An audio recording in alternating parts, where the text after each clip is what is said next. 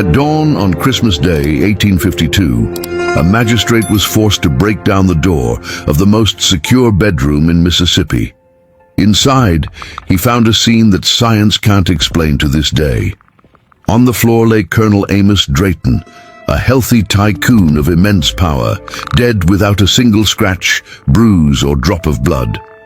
Sitting just 3 feet away was a young woman in a pristine white dress, untouched, watching his body cool with a sinister calm. The room was locked from the inside. The windows were sealed. There was no weapon, but the police report uncovered a document that turned this from a death scene into a macabre mystery. It was a bill of sale signed 6 months earlier, containing a clause never seen before or since in the history of the slave trade. The buyer assumes all liability. Warning: to touch her is to die. The colonel had laughed at the contract. Now he was the first victim of a hidden mechanism that killed without touching. Was it a voodoo curse from the deep delta, a sophisticated biological trap, or the most patient act of revenge ever recorded?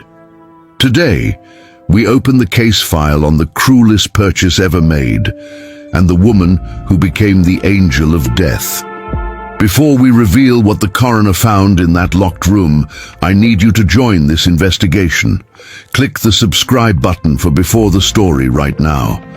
We don't just tell history, we exhume the dark secrets that others try to bury. If you believe justice can sometimes look like magic, hit the like button. And tell me in the comments, where in the world are you watching this mystery unfold tonight? Now let's go back to the auction block where the countdown began. The narrative begins not in the humidity of the Delta, but in the refined, suffocating atmosphere of the Exchange Hotel in Richmond, Virginia on June 14th, 1852. The auction catalogue from that day, preserved in the archives of the Virginia Historical Society, lists typical transactions for the era: livestock, land deeds, and human labor. But entry number 9 stands out with a peculiarity that silenced the room. The entry describes a woman named Seraphine, age 20, listed as an octoroon of exceptional breeding. But it is the addendum in red ink that draws the eye of the historian. The seller, a mysterious intermediary from Cincinnati, included a clause of sale stating that the vendor warrants purity of body but assumes no liability for the mortality of any who violate said purity. It was a warning that transformed a transaction into a macabre wager, suggesting that this specific human life carried a lethal defense mechanism. Witness testimonies from the diary of a visiting planter, Elias Thorne, described the atmosphere in the room as the bidding began. Thorne notes that Seraphine stood on the block, draped in heavy white linen, her face obscured by a veil that she refused to lift, creating an aura of sinister religious solemnity amidst the profane commerce. The auctioneer, usually a man of boisterous patter, spoke in hushed tones, reading the warning clause twice as if washing his hands of the consequences. The crowd, comprised of Richmond's elite and wealthy speculators from the Deep South, oscillated between nervous laughter and a heavy, predatory silence. They were men used to possessing whatever they desired, and the idea of a forbidden object only sharpened their appetites, turning the auction into a test of masculine bravado. Colonel Amos Drayton, a widower whose 3 plantations in Mississippi were rumored to be run with the efficiency of a penal colony, stood at the back of the room. Records indicate Drayton had traveled to Virginia specifically for this sale, having heard whispers of the untouchable beauty through his network of brokers. He was a man who had buried 2 wives and silenced countless rumors about his private life, known for a temperament that tolerated no resistance from man, beast, or nature.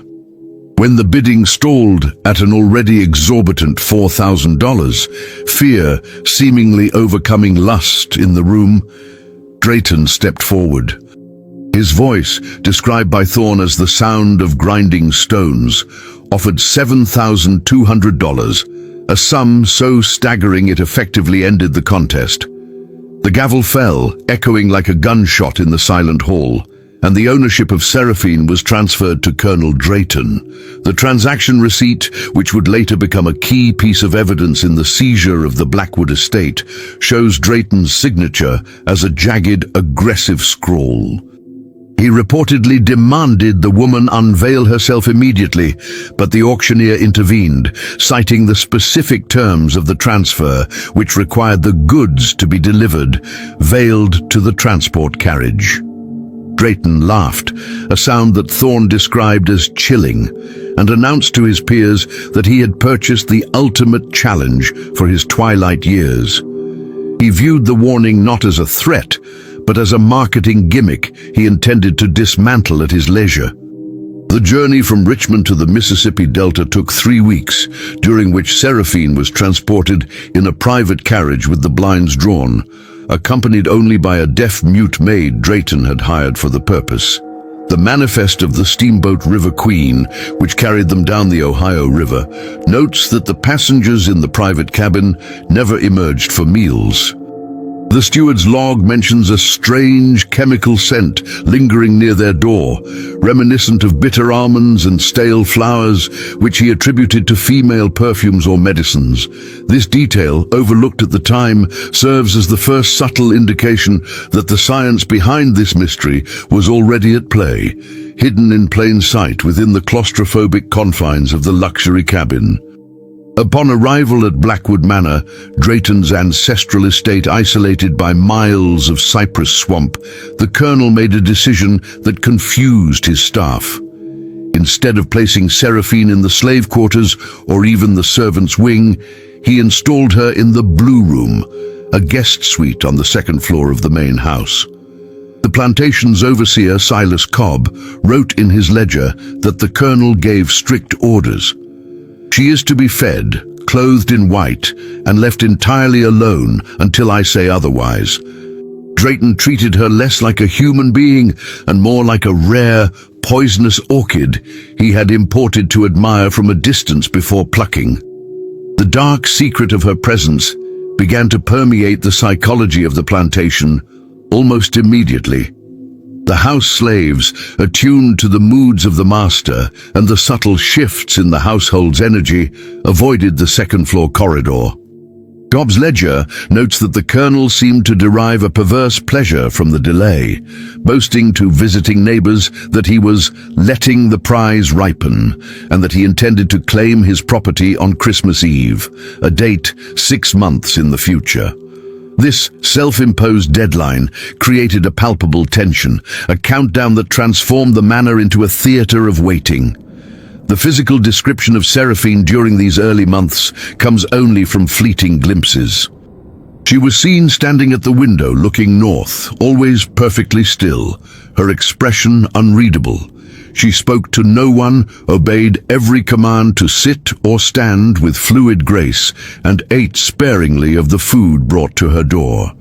Yet there was an intensity to her silence that unsettled the colonel's dogs. The hunting hounds, known for their aggression, would whine and cower whenever she passed through the garden, refusing to approach her.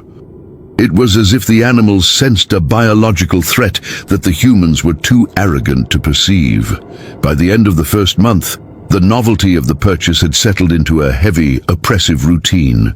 Drayton went about his business with a strut of anticipation, while Seraphine existed as a ghost in his house, a constant reminder of the impossible warning he had purchased. The document that closes this era of the story is a letter from Drayton to his lawyer in Vicksburg, in which he jokes about the superstitions of the seller and confirms his updated will, ensuring that Seraphine is listed as property to be retained, never sold even after his death. He believed he owned her future. He could not have known she was already curating his end. The first crack in the reality of Blackwood Manor appeared in August 1852, recorded in the meticulous, if barely literate, daily logs of Silas Cobb, the overseer. Cobb was a man of practical violence, unbothered by the brutalities of plantation life, which makes his growing unease regarding the guest in the main house all the more significant. His entry for August 14th describes a peculiar incident involving the estate's pest control. The manor had been plagued by rats, common in the Delta, but Cobb noted that the rodent population had vanished entirely from the second floor, specifically from the wing where Seraphine resided. He found their small bodies lined up along the baseboards of the hallway, dead but unmarked, as if they had simply ceased to function in mid-scurry. Cobb attributed this to a bad air or miasma rising from the swamp, a common belief in the medical ignorance of the time. But he could not explain why the phenomenon was localized to the vicinity of the new arrival.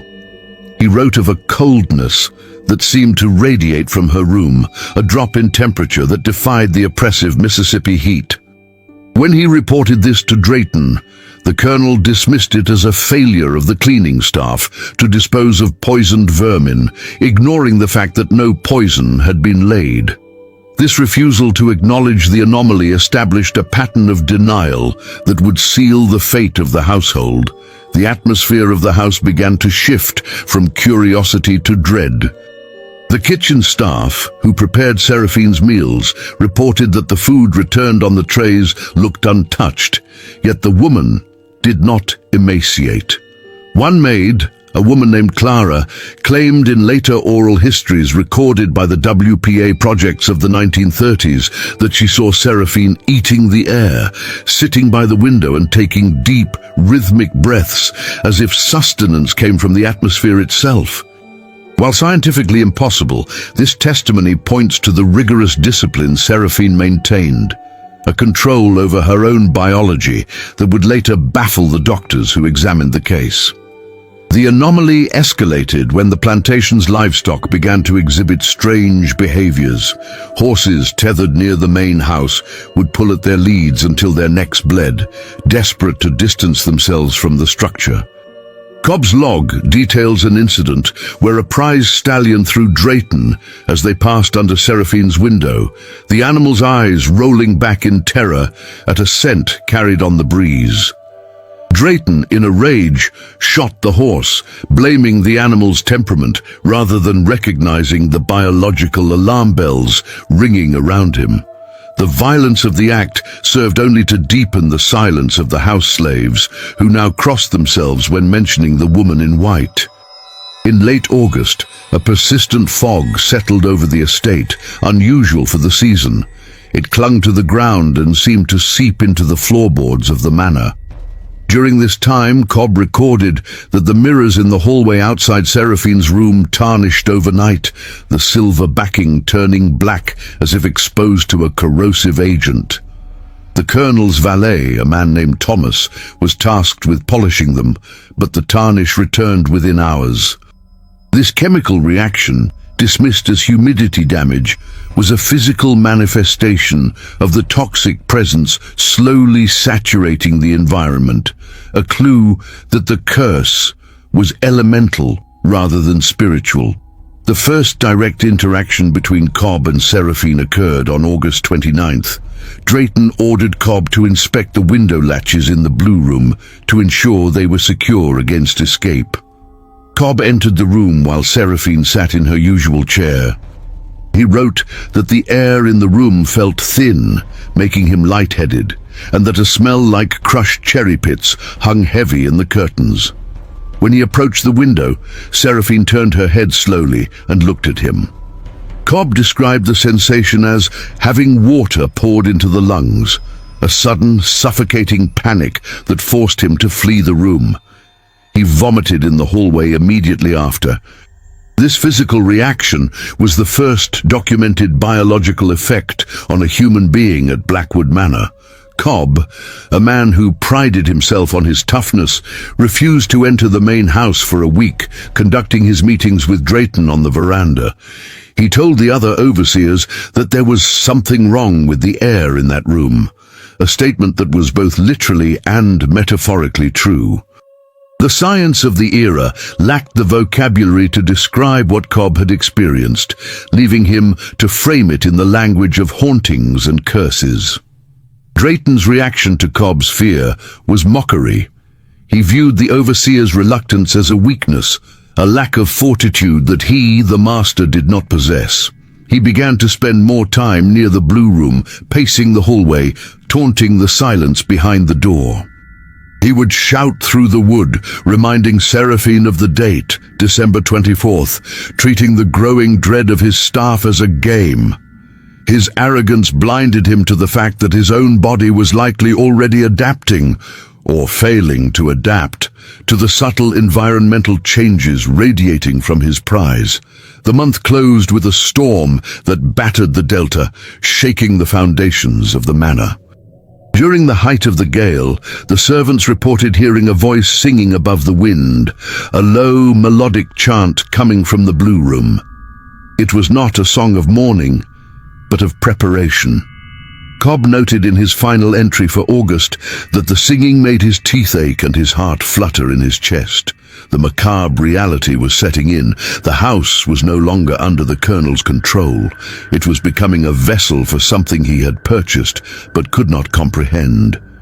September brought the first human fatality, transforming the uneasy atmosphere into palpable terror. Julian Drayton, the Colonel's younger cousin from Savannah, arrived for a week-long visit, intending to secure a loan from his wealthy relative. Julian was a man of loose morals and heavy drinking habits, described in family letters as a wastrel with a wandering eye. He arrived unaware of the specific conditions of Seraphine's presence, viewing the rumors of the beautiful recluse as a challenge to his own charm. His letters to his wife in Georgia, later entered into evidence during the estate settlement, reveal his intent to sneak a peek at Amos's expensive statue while the Colonel was out riding. On September 12th, Julian made his attempt. The testimony of the housemaid Clara states that Julian waited until Drayton had left for the fields, then ascended the stairs with a bottle of wine, dismissing the servants with a slur. He was seen pounding on the door of the blue room, cajoling and threatening before picking the lock with a knife. The servants retreated to the kitchen, too terrified to intervene. The house fell silent for the better part of an hour. When Julian emerged, he looked pale and disoriented, stumbling down the stairs without his bottle. He told the valet he felt a sudden winter upstairs and retired to the guest room to sleep it off. Julian never woke up. He was found dead the next morning, his body rigid in the bed, eyes wide open and fixed on the ceiling. The mystery of his death was immediate and baffling. There were no marks of violence, no signs of struggle, and no scent of alcohol on his breath, despite the bottle he had taken upstairs. The parish death registry recorded the cause as sudden apoplexy, a catch-all term for unexplained death, but the servants knew better. They whispered that he had breathed the air of the blue room and paid the price written in the contract. Drayton's reaction was a study in cognitive dissonance. Confronted with the fulfillment of the warning he had laughed at, he chose to double down on his denial. He loudly proclaimed that Julian had drunk himself to death, citing his cousin's history of excess. He forbade any mention of the curse and threatened to whip any slave caught gossiping about the incident. However, the Colonel's private behavior told a different story. He ordered the lock on Seraphine's door reinforced and stopped pacing the hallway at night, keeping a respectful distance from the room he claimed to own. The death of Julian triggered a subtle exodus of the local gentry. Invitations to Blackwood Manor were declined with polite excuses. The social calendar of the plantation emptied. The neighbors, sensing the dark cloud hanging over the estate, began to refer to the place as the tomb. This isolation served only to concentrate the tension within the house, leaving Drayton alone with his obsession and his fearful staff. The plantation became a closed system, a pressure cooker where the normal rules of society were suspended. 2 weeks after Julian's death, a second anomaly occurred involving the vegetation around the manor. The ivy that had climbed the west wall for decades, reaching up to the window of the blue room, withered and died within the span of 3 days.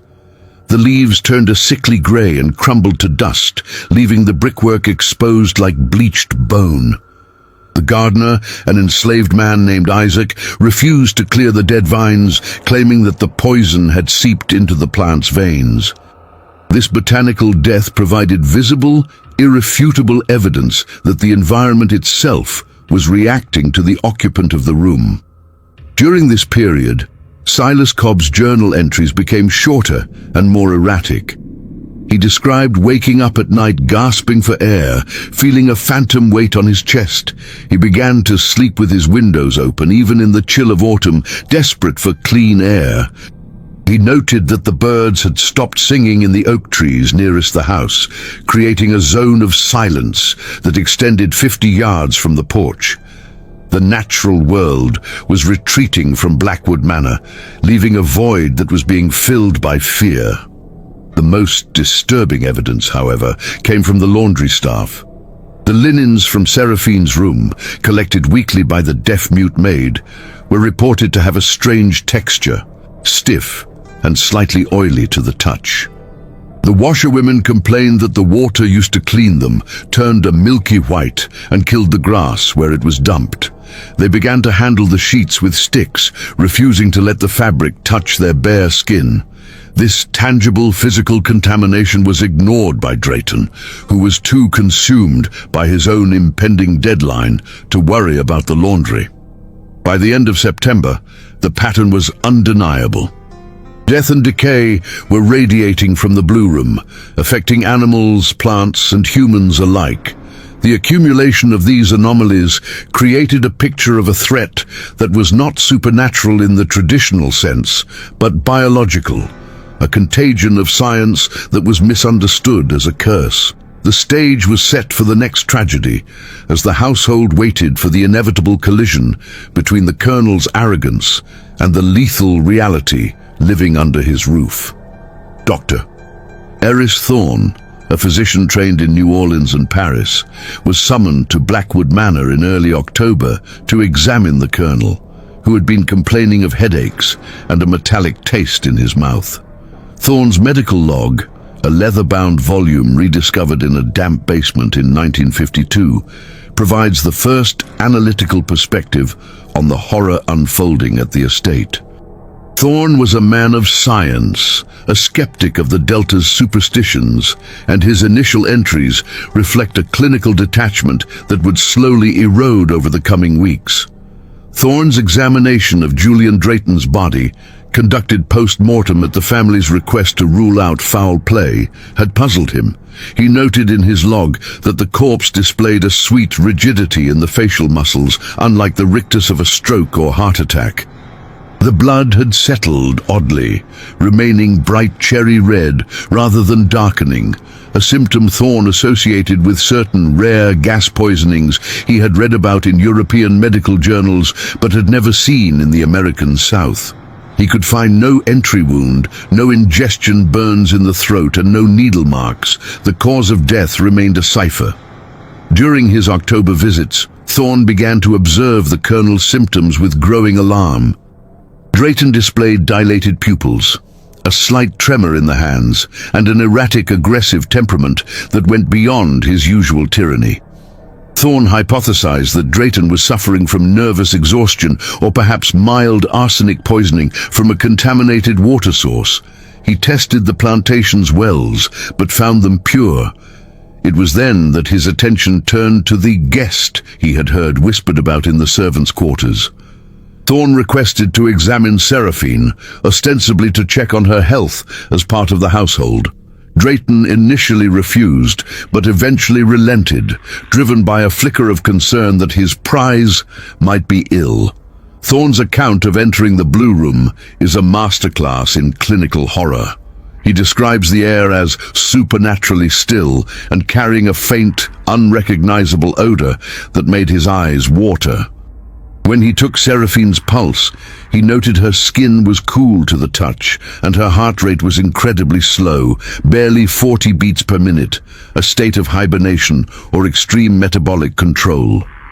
It was during this examination that Thorne formulated his first radical hypothesis. He noticed that Seraphine's breath, when she exhaled near his face while he checked her eyes, caused him a momentary wave of dizziness. He wrote in his log, "It is as if the subject is not merely living in the room, but altering its chemistry. Is it possible for a human organism to adapt to, or perhaps generate, a miasma that is toxic to others?" This question, written in 1852, touched upon concepts of toxicology that were decades ahead of their time. He suspected she was a carrier of some volatile agent, immune to it herself through long exposure. Thorne attempted to communicate this to Drayton, warning him that the air in the Blue Room was unfit for habitation and that Seraphine should be moved or quarantined. Drayton, paranoid and defensive, accused the doctor of trying to steal his property or frighten him out of his claim. "She is pure," Drayton insisted, slamming his fist on the desk. "The contract warranted purity. Purity cannot kill." He fired Thorne on the spot, banning him from the estate. Thorne did not leave the investigation there. His logs show that he began to correspond with chemists in the north, inquiring about odorless poisons that could be absorbed through the lungs. He referenced historical cases of toxicity and Eastern herbalism, trying to build a rational framework for the impossible. He became convinced that the curse was a sophisticated biological trap, a weaponized human being sent to Blackwood Manor for a specific purpose. The doctor's hypothesis represents the narrative's shift from a ghost story to a medical thriller. He realized that the danger was not a vengeful spirit, but a calculated application of chemistry. However, without access to the estate, he was powerless to stop the progression of events. He could only watch from a distance as the symptoms he had identified in the Colonel, the tremors, the paranoia, the sensory hallucinations, began to accelerate. Thorne's final entry regarding the case, written weeks before the climax, is a chilling prediction. "The Colonel is drinking from a poisoned cup every time he breathes the air in that house," he wrote. "The mechanism of death is invisible, silent, and absolute. Science may explain it one day, but by then there will be no one left to hear the diagnosis." This hypothesis, buried in a private journal, would be the closest anyone came to saving Amos Drayton from himself. November 1852 marked the complete collapse of the social order within Blackwood Manor. The incident that shattered the remaining discipline of the household was the death of the Colonel's trusted valet, Thomas. Thomas had been with the family for 30 years, a man who knew every secret of the Drayton lineage and had served faithfully through 2 generations. His death was not merely a loss of labor. It was the severance of the last bond between the master and his people. The incident occurred on a Tuesday evening. Thomas had been sent upstairs to deliver a pitcher of water to the hallway outside the Blue Room. According to the cook, Thomas had been boasting earlier that day that he wasn't afraid of no white witch and that he intended to get a look at the woman who had the master so bedeviled. He was found an hour later, collapsed in the corridor, the pitcher shattered on the floor. His body was twisted in a spasm of agony, his hands clutching his throat as if trying to tear it open to let in air. The macabre nature of his death, occurring in the open hallway rather than inside the room, sent a shockwave of terror through the enslaved population of the estate. It suggested that the sphere of death was expanding, leaking out from behind the locked door. The house slaves, who had endured the Colonel's cruelty for years, finally reached a breaking point. That night, 7 of the 12 house servants fled into the swamp, choosing the treacherous uncertainty of the bayou over the certain doom of the manor. Drayton's reaction was explosive. He organized a hunting party to retrieve the runaways, but the dogs, usually eager for the chase, refused to track. They whined and circled, confused by the scent of death that now permeated the clothes of everyone who lived in the main house. The hunt was a failure. Drayton returned to an empty house, forced to boil his own water and saddle his own horse.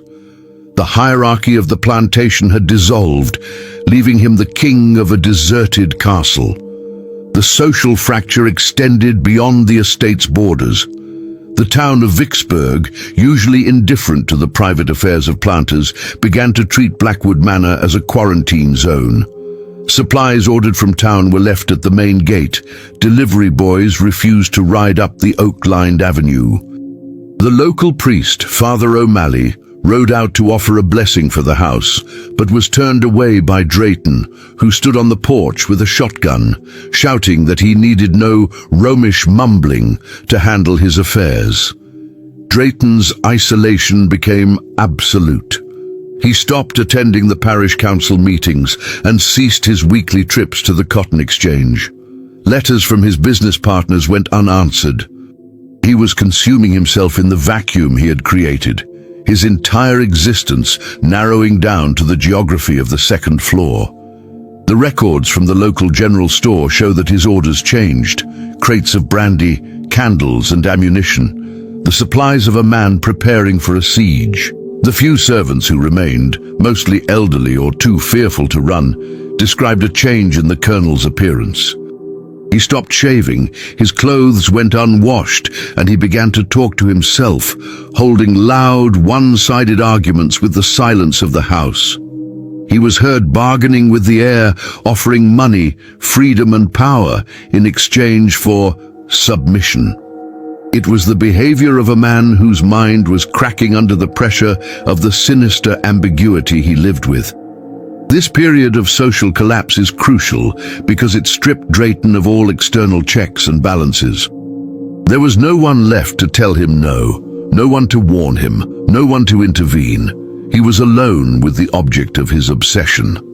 The most beautiful slave had effectively sieged the plantation without lifting a finger, using the fear she generated to strip away the colonel's power structure layer by layer. By the end of November, Blackwood Manor was effectively a ghost ship drifting toward a reef. The lights burned all night in the library, where Drayton sat drinking, waiting for the calendar to turn. The social fracture was complete.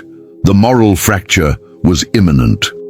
The world had turned its back on Amos Drayton, leaving him to the mercy of the macabre justice waiting upstairs. December arrived with a biting frost that killed the last of the garden's roses, mirroring the final decay of Colonel Drayton's sanity. The primary source for this period is Drayton's own personal journal, a leather-bound volume found on his desk after his death. The handwriting, initially the sharp, confident script of a man of business, degrades over the entries of December into a jagged, frantic scrawl, documenting the disintegration of a mind under siege by unknown forces. The entry for December 5th records the onset of auditory hallucinations. "I hear her singing," Drayton wrote, the ink blotted with spilled brandy. Not the hymns of the field hands, nor the operas of the French. It is a low, humming vibration that rattles the teeth in my skull. It comes through the floorboards. It comes through the walls. When I open the door, silence. Absolute, mocking silence. She sits there like a statue of ice, but I know she is the source. She is singing my death song. By December 12th, the journal reveals Drayton's obsession with the concept of contamination. He describes burning his clothes after walking past her door, convinced they smelled of the sweet rot that pervaded the hallway. Yet paradoxically, this fear only heightened his resolve. "I will break this," he wrote. "I will not be defeated by a perfume. It is a trick of the mind. A woman is flesh and blood. Flesh can be owned. Blood can be spilled. I have paid for the right to conquer this fear." The entry reveals the core of his tragedy, his refusal to accept that there are things his money cannot domesticate. The impact of this psychological unraveling was visible in his physical actions. The few remaining field hands reported seeing the colonel standing in the yard at midnight, staring up at the blue room window, screaming challenges at the dark glass.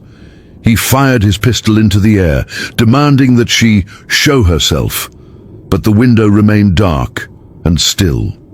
The terrifying contrast between his rage and her impassive silence created a dynamic of predator and prey, where the roles were increasingly reversed. On December 18th, a significant entry details a moment of near clarity. Drayton admits to feeling a cold hand squeezing the heart whenever he dwells on the impending date of Christmas Eve. Perhaps the warning was true, he scribbles. Perhaps death is the price of the prize. But what is life if a man cannot claim what is his? I would rather die a master than live a coward. This fatalistic logic cemented his path. He viewed survival without conquest as a form of emasculation. The journal also records his systematic preparation for the end. He drafted a new will, though it was incoherent in places, leaving the plantation to the silence. He listed the specific bottle of brandy he intended to open, a rare French vintage saved for special victories. He treated the approaching date not as a sexual conquest, but as a military operation, a breach of a fortress. The language he used was violent, tactical, and desperate. A particularly chilling entry from December 20th describes a dream. I dreamt the room was filled with water, he wrote. I entered and could not breathe, but she was swimming in the air, smiling. She breathed the water as if it were wind. I drowned at her feet and she did not blink. And this nightmare reflects his subconscious awareness of the respiratory nature of the threat, the science of the poison manifesting in his sleeping mind as drowning. The evidence of his decline is irrefutable. The man who wrote the final entries was not the confident colonel who bid at the auction. He was a haunted shell, driven by a compulsion he could no longer control. He had convinced himself that breaking the curse was the only way to restore his sanity, unaware that the attempt would be the final nail in his coffin. The final entry, dated December 23rd, is a single line, written with a steady hand that contrasts with the previous chaos. Tomorrow the silence ends. I will open the door and I will take the breath from her lungs. It was a promise and a prophecy, though not in the way he intended. The document stands as the final testament of a man walking willingly into a gas chamber of his own making. The morning of December 24th, 1852, broke gray and heavy over the Mississippi Delta. The atmosphere at Blackwood Manor was one of finality. Colonel Drayton issued what he called his General Order, a directive that formally dissolved the remaining household operations for the night. He summoned Silas Cobb to the veranda, Cobb having refused to step inside, and gave instructions that no living soul was to remain within the perimeter fence of the main house after sunset. "You are to take the remaining staff to the quarters," Drayton commanded, his voice described by Cobb as hollow but steady. "Lock the main gates from the outside. No one enters, no one leaves until I signal from the balcony tomorrow morning. If you hear sounds, you ignore them. If you hear screaming, you ignore it. This is my house, and tonight I am the law." It was the ultimate assertion of authority, a man creating a sealed arena for his confrontation. By 4 p.m. the house was empty. The cook, the maids, and the valet's replacement had all retreated to the distant slave cabins, carrying their fear with them. The manor stood silent, a hulking silhouette against the darkening sky. Drayton was alone inside, the master of a kingdom of dust and shadows. He was seen by the departing staff locking the heavy oak front doors, sliding the iron bolts home with a finality that echoed across the lawn. The weather turned violent as night fell. A winter storm, rare for its intensity, swept up from the Gulf, battering the house with rain and wind. The thunder drowned out any sounds that might have come from within. To the observers huddling in the cabins, the storm felt like a manifestation of the sinister energy building inside the manor. The physical world was reacting to the moral transgression about to take place. Inside, the timeline is reconstructed from the position of objects found later. Drayton spent the early evening in the library. A half-empty decanter of whiskey and a loaded pistol were found on the desk, alongside the key to the blue room, which he had kept on a chain around his neck. He was steeling himself, drinking not for pleasure, but for courage. The fire in the grate had burned down to ash, suggesting he sat in the cold for hours, contemplating the stairs. At 10 p.m., a flash of lightning illuminated the house for the watchers outside.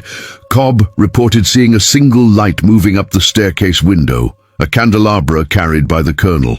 The light paused on the landing, then moved down the hallway toward the north wing. Then the light disappeared. Drayton had reached the threshold. The collapse of his authority over his own fear was complete. He was now operating on pure destructive instinct. The significance of this moment lies in the total isolation. Drayton had removed every witness, every potential aid, every barrier. He had engineered the perfect conditions for the locked room mystery that would baffle the authorities. He believed he was securing his privacy. In reality, he was sealing the test chamber for Seraphine's chemistry.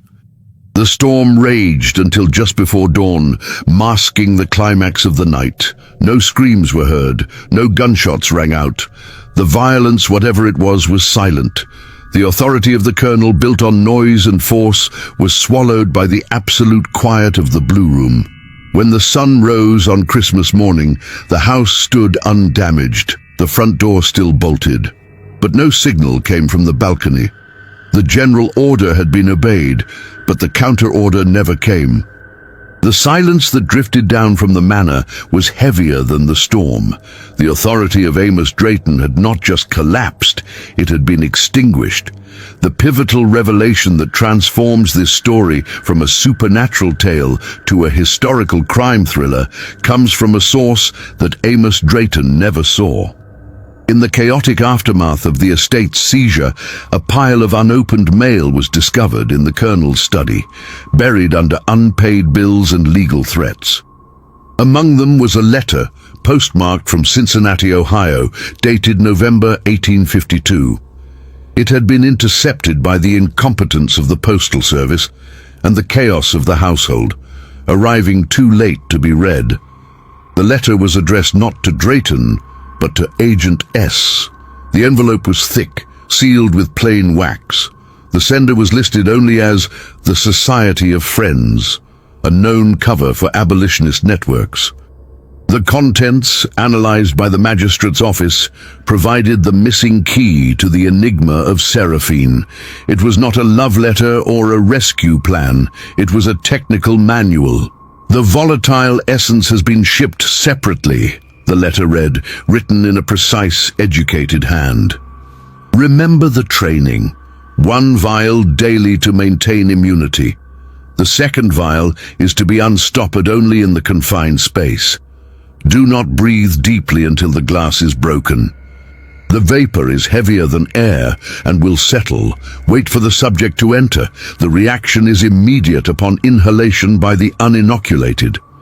This document shattered the curse narrative.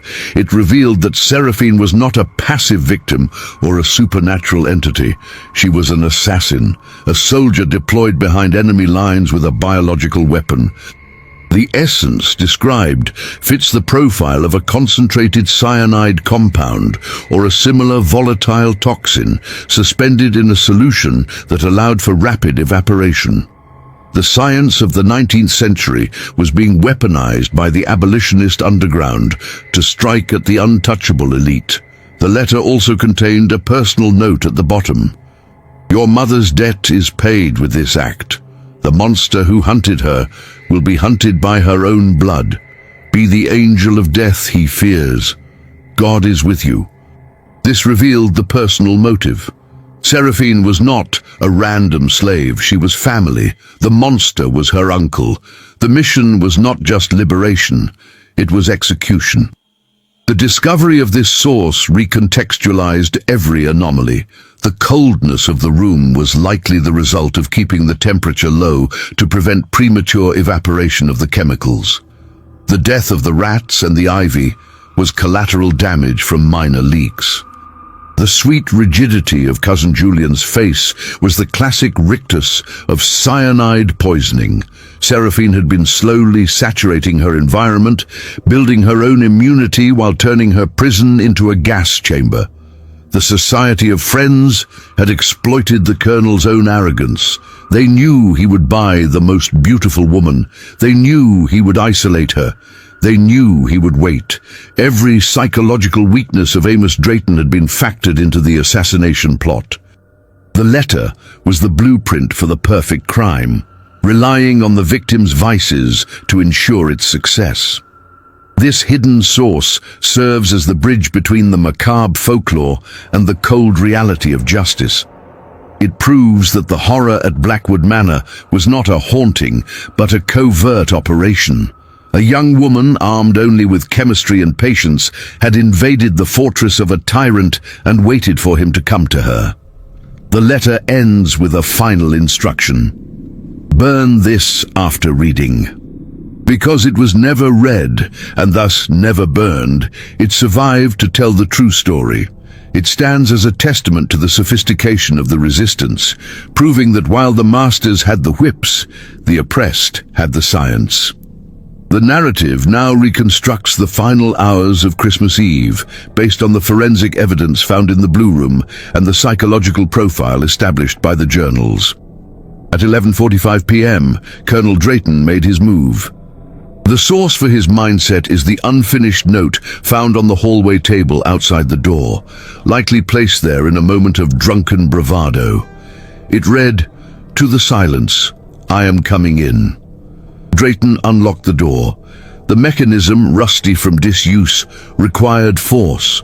The scratches found on the brass keyhole plate indicate his hands were shaking. He pushed the door open. The room was dark, lit only by the dying embers of the fireplace and the flash of the storm outside. He stepped across the threshold, carrying the bottle of brandy and a riding crop, symbols of his intended domination. Inside the room, the trap was already sprung. Seraphine had unstoppered the vials. The air was thick with the colorless, odorless vapor described in the Cincinnati letter. To a normal person, the room would have felt suffocating, but Drayton, adrenaline coursing through his veins, ignored the warning signs of his own body. He closed the door behind him and locked it from the inside, sealing his own fate. He believed he was trapping her. In reality, he was locking himself in the chamber.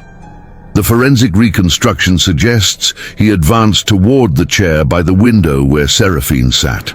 He likely spoke, perhaps shouting his triumph, inhaling deeply of the toxic air. The decision for decisive action he had recorded in his journal, to take the breath from her, became a gruesome irony. With every shout, every heavy breath of exertion, he accelerated the poison's uptake into his bloodstream. Seraphine's role in these final moments was one of terrifying passivity. She did not fight. She did not scream. She simply sat, breathing shallowly, her body inoculated against the agent that was killing him. She watched as the confusion set in. Drayton would have felt the dizziness first, then the tightness in the chest, the water in the lungs that Cobb had described. The scratches found on the inside of the door tell the end of the story. Drayton realized too late that the danger was real. He turned back, dropping the brandy bottle, which shattered on the rug. He clawed at the wood, trying to turn the key, but his motor functions were failing. The paralysis, the sweet rigidity, was taking hold.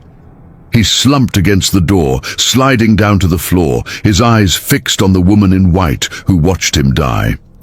It was a slow, quiet execution. The most beautiful slave had become the judge, jury, and executioner. Drayton's decision to act, justified by his arrogance and his need for control, had led him directly into the one scenario he could not fight. You cannot whip a gas. You cannot shoot a chemical reaction. He died grasping for power, stripped of it by the very air he breathed. The source of his justification, his belief in his ownership, was the instrument of his downfall. He claimed he wanted to possess her breath. In the end, he shared it, and it killed him. The silence of the room returned, broken only by the storm outside, as the colonel's heart stuttered and stopped. The magistrate's report, filed on December 26, 1852, by Thaddeus Roth of Vicksburg, is the definitive document of the aftermath. Roth arrived at Blackwood Manor at noon on Christmas Day, summoned by Silas Cobb, who had finally dared to break down the front door. The report describes the scene with clinical yet horrified precision. The blue room door had to be forced open with axes. Roth noted that the body of Colonel Drayton lay blocking the threshold. His face was twisted in a rictus of shock, eyes wide and unseeing. There was no blood, no weapon, no sign of physical struggle. The room smelled faintly of almonds. Sitting by the window, bathed in the cold light of the winter morning, was Seraphine. She was composing a letter on the colonel's own stationery. Roth's interrogation of Seraphine is the climax of the documentary narrative. For 6 months she had been silent. Now she spoke. Roth recorded her words verbatim, noting her calm, educated diction, which contrasted sharply with her status as a slave. When asked if she had killed the colonel, she replied, "He sought to steal my breath. I simply let him have it." She then revealed her identity. She was born Sarah Drayton, free in Ohio, the daughter of Drayton's estranged sister who had fled the South decades earlier. She had not been captured. She had volunteered. She had used the slave markets as a Trojan horse to reach the man who had tormented her mother. The curse was a fabrication to ensure he bought her. The silence was a necessity of the mission. The poison was justice. Roth was paralyzed. He had a dead white man, a confessed black woman, and absolutely no murder weapon. The poison had dissipated into the air. There was no gun, no knife, no bruise. Legally, she had done nothing but sit in a room while a man died of natural causes. To charge her with murder would require admitting that a black woman had outsmarted a white colonel with superior science, a precedent the Southern court was terrified to set. The interpretation of the scene was a legal nightmare. If they executed her, they made her a martyr and admitted the vulnerability of the masterclass. If they freed her, they admitted that the law was powerless against such intelligence. Seraphine handed Roth the receipt for $7,200, the price Drayton had paid. "I have purchased myself with his life," she said. "The debt is cancelled." Roth's report concludes with a recommendation that borders on superstition. "This woman is dangerous in a way the law cannot define," he wrote. "To keep her is to invite further calamity. To hang her is to invite insurrection. I recommend the court wash its hands of the matter. It was an admission of defeat. The institution of slavery, confronted with a being who refused to play by its rules, crumbled." The document ends with the coroner's verdict, "Visitation of God." It was a lie to cover a truth too uncomfortable to print. Drayton had not been visited by God. He had been visited by the consequences of his own sins, delivered in a glass vial. The legal fallout was swift and absolute. The court, terrified of Seraphine's presence, granted her manumission papers on December 27th, citing meritorious service in a perverse twist of legal language to expedite her removal from the state. She was given 24 hours to leave Mississippi. The estate of Blackwood Manor was seized by the bank to cover the debts Drayton had incurred, including the massive sum he had paid for his own assassin. Seraphine walked out of the Vicksburg courthouse, a free woman. Witnesses described her wearing a black dress she had sewn herself, walking with head high, carrying nothing but the manumission papers and the receipt of sale. She boarded a steamboat northbound that same afternoon. She did not look back. The most beautiful slave had dismantled a dynasty and walked away with the receipt in her pocket. Blackwood Manor fell into immediate ruin. No one would buy it. The locals believed the poison air still lingered. The fields went fallow. The house was reclaimed by the swamp. In 1863, during the Civil War, Union troops camped on the grounds burned the main house to the ground, claiming it was evil. The fire was reportedly a strange green color, fueling further legends. The legacy of the case rippled through the legal system. For years, auction houses in the South refused to handle slaves with warning clauses, fearing another Trojan horse. The Drayton case became a hushed cautionary tale among planters, a reminder that the people they owned were watching, thinking, and planning. Records from Paris in the 1870s mention a wealthy patron of the arts, a woman of mixed race known as Madame Sarah, who funded hospitals and chemistry laboratories, while never definitively linked, the timeline and description match. It suggests that Seraphine lived a long, full life, using the freedom she had engineered to advance the very science that had liberated her. The consequences were clear. Drayton was dead, his line extinguished. Seraphine was free, her legacy alive. The moral arc of the universe had bent toward justice, but it had required a steady hand and a closed room to do so. The ruins of Blackwood Manor are gone now, reclaimed by the Mississippi mud, but the story of the touch her and die curse remains a potent piece of Delta folklore. Historians analyze the case not as a ghost story, but as an early instance of asymmetric warfare.